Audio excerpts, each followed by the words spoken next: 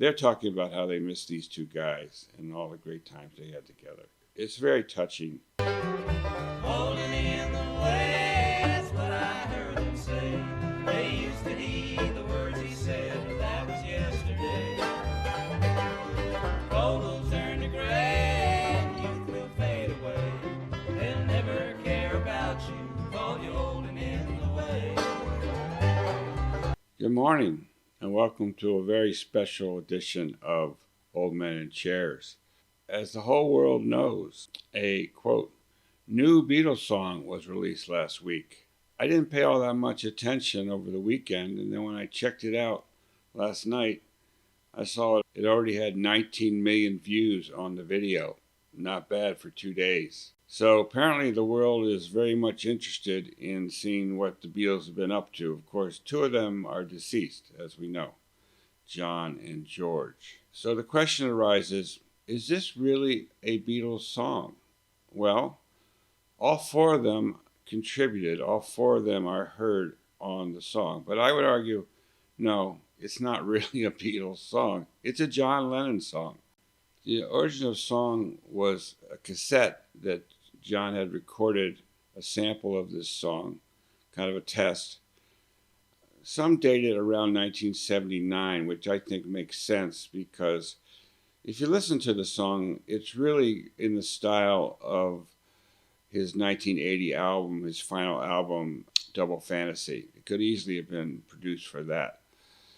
But after John died, later on in 1980, the tape was kept by his wife, Yoko Ono, for about 15 years, and then she gave it to Paul. Paul and the boys, all three were still alive at that time, worked on the song. They ran into a technical problem that the cassette quality was not that great, and John's voice was kind of being buried by John's piano playing. So they eventually abandoned that effort, but here we are almost 20 years later, and the technology has advanced with an artificial intelligence that they were able to go in and isolate John's voice and pull that out of the cassette. And from there, they built a whole new song around his voice. It's really a tribute to John. I can't decide whether I like the song better or the video. The video is absolutely fantastic. I mean, if you look on your screen, this is the type of thing that they're doing. They've got the two live Beatles, Paul and Ringo, in the center, singing the song. And then they, with CGI wizardry, I guess, they've got John from an earlier time, obviously, mocking, cutting up. And then you've got George over there strumming the guitar. And there's a lot of this in the video. There's a lot of time travel. And of course, the song being Now and Then, that all makes perfect sense. I don't know if that's the actual cassette that they're putting into the recorder there, or just a sample of what a cassette was, which probably a lot of our younger viewers don't even know what a tape cassette was. That's been pretty much obsolete technology for 40 years. I want to say that I feel especially qualified to do this reaction. Obviously, I've seen the video a few times. I've watched other reaction videos. Almost every reactor out there is younger than me. There may be a few older. But I'm in the cohort that really hit the whole Beatlemania thing just exactly perfectly, because when they started blowing up in '63 and the first appearance on Ed Sullivan's show in America in 1964, I was 13 years old. My teen years coincided almost exactly with the Beatles. They only had a 10-year career. Only 7 of those years were really superstars. They started in 1960, and they were all done by 1970. So that pretty much is my entire teenage years. So they made a very big impression on me, and I followed every little turn in their career.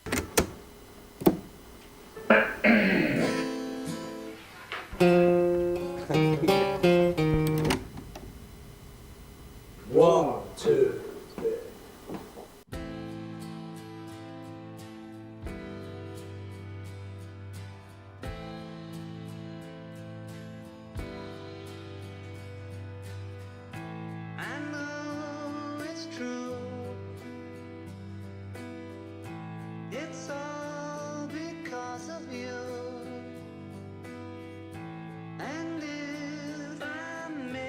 There's something so haunting about hearing John's voice. I'm a big John Lennon fan.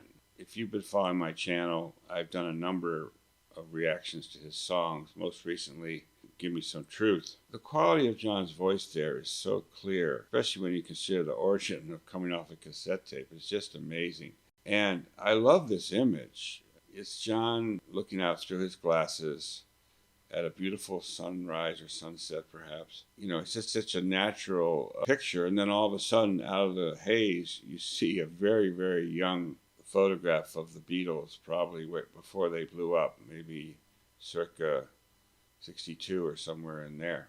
I should point out that the song is in a minor key. It kind of has a mournful feeling to it. It's not a bright, jingly song, kind of a sad, reflective mood that looking back, you know, on now 60 years or more of Beatles history, now and then. Very, very strong start here. It's all because of you. And if I make it through, it's all because of you. I believe that's a modern picture of Paul. Paul is now 81 years old. Ringo is 83, I believe. So far, the song appears to be a love song, which many of the songs on Double Fantasy were. They've kind of taken it out of that context and created more as a tribute to John and George and the times that they all spent together. Some of the words work with that purpose, some of them don't necessarily, but it's all good. And now and then, if we must start again, well, we will know for sure that So this is video from, I take it, the 1994 session. And of course, George was still alive and worked on that session. He didn't die until 2001. That's George with the guitar. They stopped work on this song after George reportedly said that the song was, quote, fucking rubbish. I don't think he meant the song was that bad. I think what he meant was that the tape that they had to work with was so bad that there was no way under that technology back then 20 years ago, there was no way to really fix it. The Beatles gave up on that project when George pulled the plug on it.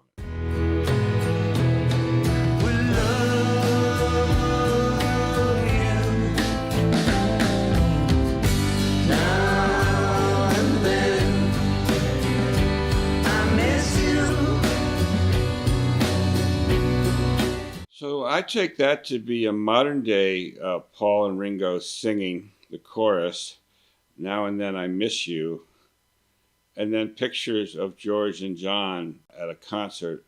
I'm not sure. They showed more of the concert later, and I'm not sure if it's Shea Stadium or Candlestick Park or maybe some other place. Now and Then I Miss You. Well, where John was talking about how he missed a certain lady in his life, they're talking about how they miss these two guys and all the great times they had together. It's very touching. I miss you. Oh, now and then I want you to be there for me, always to reach. I've already commented about this image, but this is where they start to go wild with the CGI.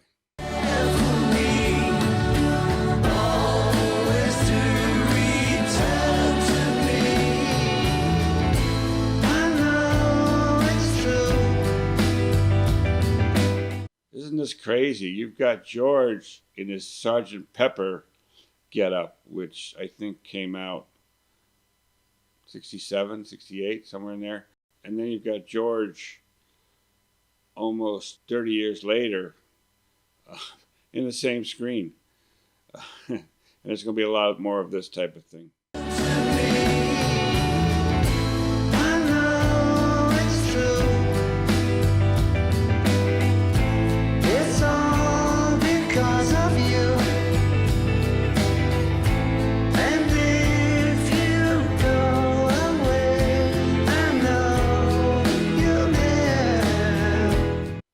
the fellow leading the string instrument is Giles Martin. He's actually the son of the famous Beatle producer George Martin, who I guess we would call him the fifth Beatle because he had such a strong influence on the sound of the Beatles, and often he did bring in orchestration. This song reminds me very much, the style is Eleanor Rigby, the quick violin strokes. Before this came up, you noticed that they had John and George wearing their Sgt. Pepper gear, and then the modern Paul and Ringo all playing together. It's really a miracle of CGI what they did here. I thoroughly enjoyed the video.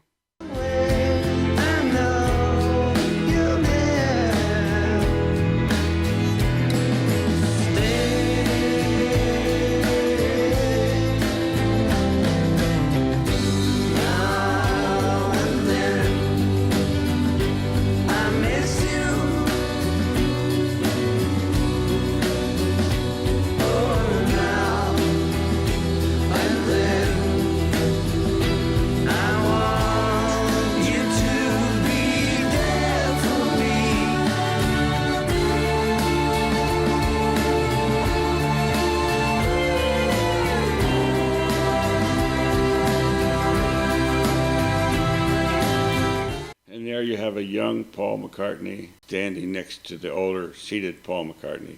This part here, if you pay attention to the guitar, this is a tribute to George's slide guitar technique. Apparently, they didn't really have much to work with from George from that session.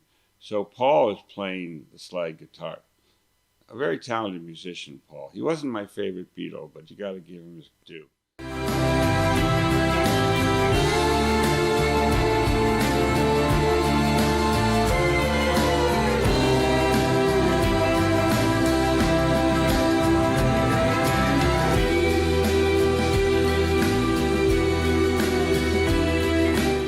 I love this image of the two Ringos drumming together. You know, the modern Ringo in the front, and obviously a much older Ringo. He may be in his Sgt. Pepper gear there also, drumming together. It's great.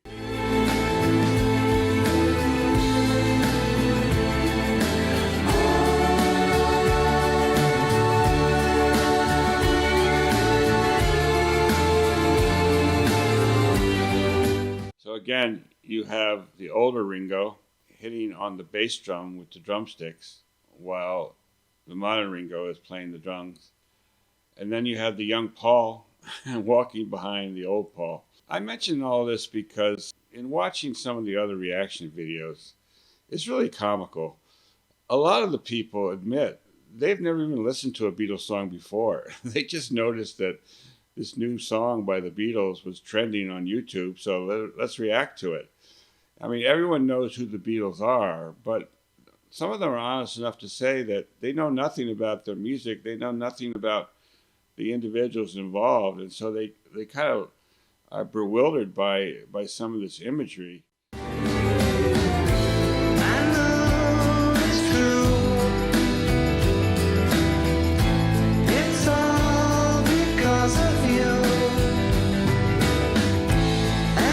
Now, how cool is that? You got a late Beatles photograph, I would say close to the end, before they broke up in 1970. And then in the background, the Beatles in their Sgt. Pepper outfit. And then behind that, you've got the artwork from the Sgt. Pepper's. I'll go back so you can see that again. Because of you. Oh, and I forgot to mention also the Yellow Submarine imagery. Their faces all of a sudden turned from real to a cartoon. Tremendous amount of work in creating this video and tremendous amount of talent. There's Ringo as a Yellow Submarine cartoon.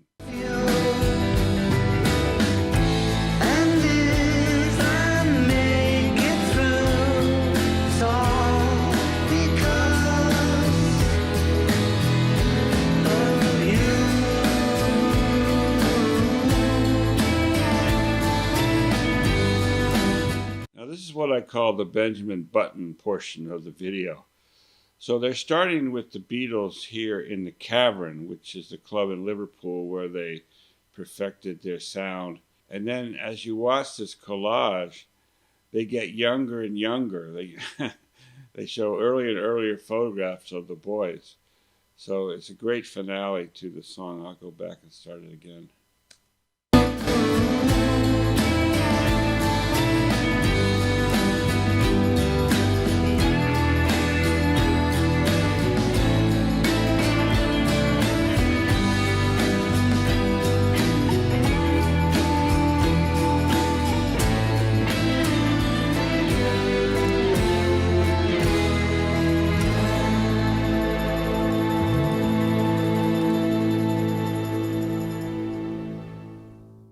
Bravo.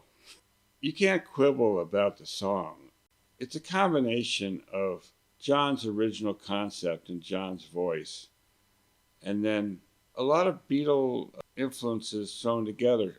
I didn't point it out, but there's a couple sections in the song where they actually took background vocals, harmony vocals from early Beatles songs and then added them into the background of this song, just to make it a little more authentic, more Beatlesque, I guess. But you can't turn a John Lennon song back into a Beatles song. That's really not possible. So they created a hybrid. But really, more than anything, it's a tribute to their lost members. And it's a beautiful tribute. And I got nothing bad to say about it. I love John, and it would have been different if John had been able to finish that song himself. This is all we've got, so enjoy it.